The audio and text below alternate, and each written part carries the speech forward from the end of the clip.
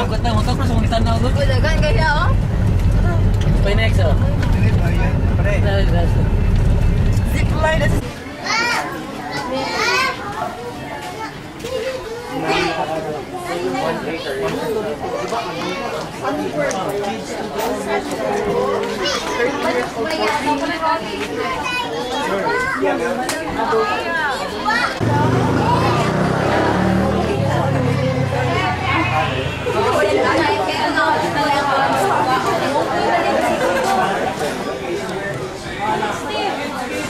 ako lang isa.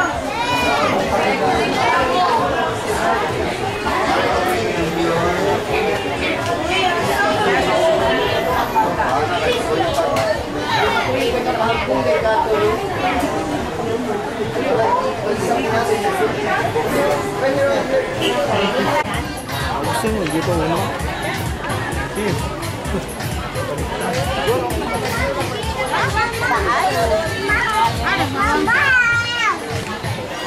Crocodile bar.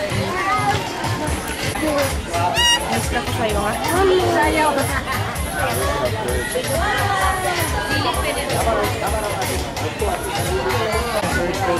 Picture ta, crocodile, 35 pesos lang. Friends, we're now inside Crocodile Park on Sunday 4 o'clock this beauty Sunday afternoon. We're going to have our mini show. And our first show mga kaibigan, we're going ourselves at Wildlife Arena. And the Wildlife Arena is just located near our entrance area and adjacent only to our Wildlife Plaza. And doon po na.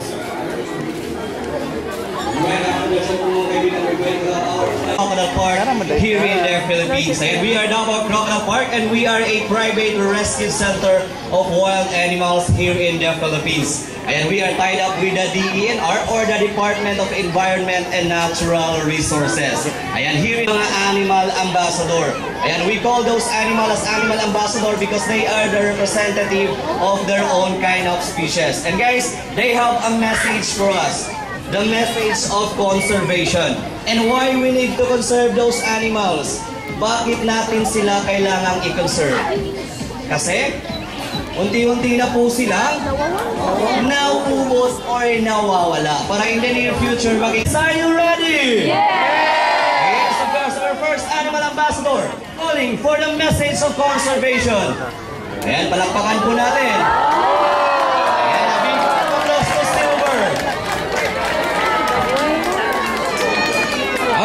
Silver is a white-bellied fishing eagle with a scientific name, Helianthus leucogaster. And this bird was named by a German naturalist way back 1788. Ayan, Johann Friedrich Mellen. And their name was derived from a two ancient Greek word, Leuco means white and gaster means belly. That's why we call this bird of prey as white-bellied fishing eagle with a scientific name, Helianthus leucogaster. And this is the second largest bird of prey found in the northern territory of Australia. And because the largest bird of prey found in Australia is the whip-tailed eagle. And guys, this is the ambassador of our Philippine eagle. Since wala po tayong Philippine eagle dito sa park, kasi meron po tayong exclusive conservation area of our Philippine eagle, and that's our Philippine Eagle Foundation. And this is their ambassador. Ayan. Guys, may tanong ako sa inyo. Since si eagle po sila, saan po kaya natin sila makikita? Sa dagat. Sa dagat? Near coastal area. And they love to eat some aquatic animals such as fishes and sea snake. Alright guys, ngayon ipapakita po namin sa inyo kung paano nila hinahunt yung kanilang prey back in the wild using their hook-like beak plus their strong talons. Ayan, meron dala-dalang sea snake si Kuya Bunso. Alright guys, what's this? Alright, here we go. Alright guys, what's this? Ayan! Hindi po siya totoong sea snake. Ay! Naruan lang po siya. Duahan. Namin sa inyo kung paano nila hinahunt yung kanilang prey using their strong talons. Ayan, pag nahawakan na nila yung kanilang prey, hindi na po nila binibitawan, kagaya niyan. Ayaw niya nang ibigay. Ayan. Alright guys, again, a big round of applause to Silver, our white-bellied fishing eagle with a scientific name, Helianthus leucogaster. Ayan, moving on to our next, yung tiger! Yes! Alright guys, muna po tayo ng bandan. Here comes our tiger! Tiger namin. Ang pangalan. Lilipad na pala ngayon ng aming tiger. Ayan. Alright guys, this is our hornbill. Here in the Philippines, we have 5 types of hornbill. 5 types of hornbill. We have Taritik hornbill found here in Mindanao. Then we have also our red hornbill in Visayas. We have the Palawan hornbill and of course our Solo hornbill. But guys, the hornbill in front of you now is a Rufous hornbill.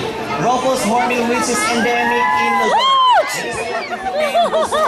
Hydrocorax. Ayan, hornbills are frugivorous.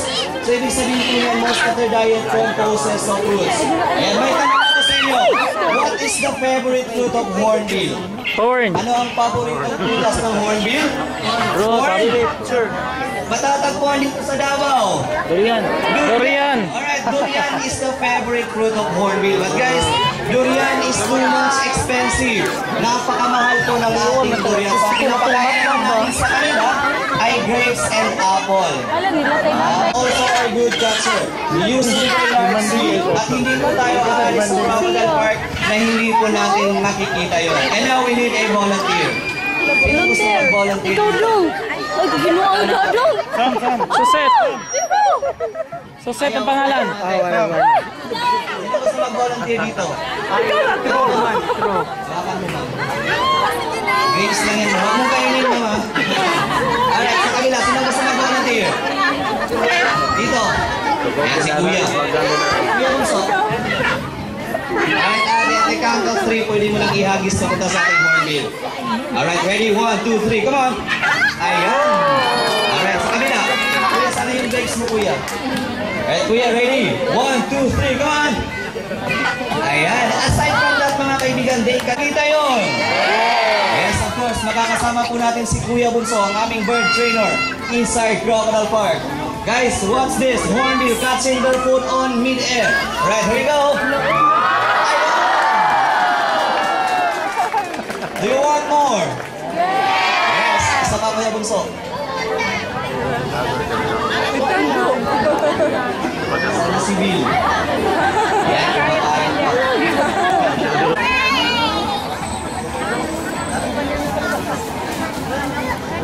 Alright guys, again, palakpakan po natin ang aming mga hornbills. Come on! Si Pangil? Yes, gusto po, bigyan natin ng danan si Pangil. Alright, sana po si Pangil. Palakpakan po natin si Baby Pangil. Ayan. Alright, Baby Pangil. Wala nakatutong gihaw-haw dito sa water crocodile with a scientific name crocodile. Palawan. Gihaw-haw na to ba? Ayan, inside crocodile. Hindi ka Palawan, sir. Palawan. Gihaw-haw na to. Lana.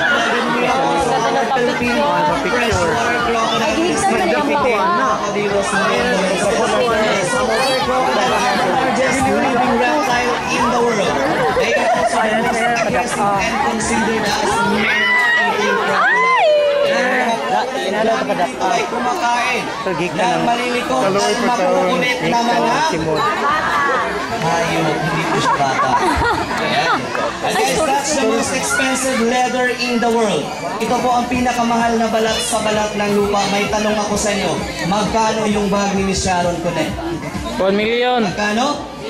3 million pesos lang naman. At nanggaling po yun sa belly portion ng saltwater crocodile. At paano natin ma-identify kung ang crocodile ay male or female? Meron tayong tinatawag na vent or cloaca underneath.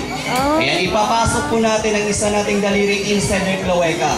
Pero hindi ko po siya ipapasok ngayon. Pag meron tayong maramdaman na medyo matigas, ibig sabihin po niyan, lalaki yung crocodile. Pero kung wala tayong maramdaman na medyo matigas, ibig sabihin po niyan, babae yung crocodile natin.